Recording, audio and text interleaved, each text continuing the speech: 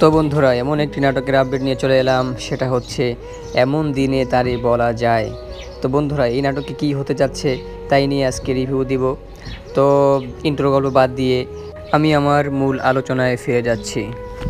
জাহিদ প্রীতমের পরিচালনায় এই নাটকটিতে অভিনয় করেছেন আমাদের তাওসিফ মাহবুব ভাই এবং রাব্বি ভাই। তো বন্ধুরা, এই দুই নায়কের উপস্থিতি আমরা দেখতে পাচ্ছি, আর নায়িকা একজন প্রিয়ন্তী উর্বি।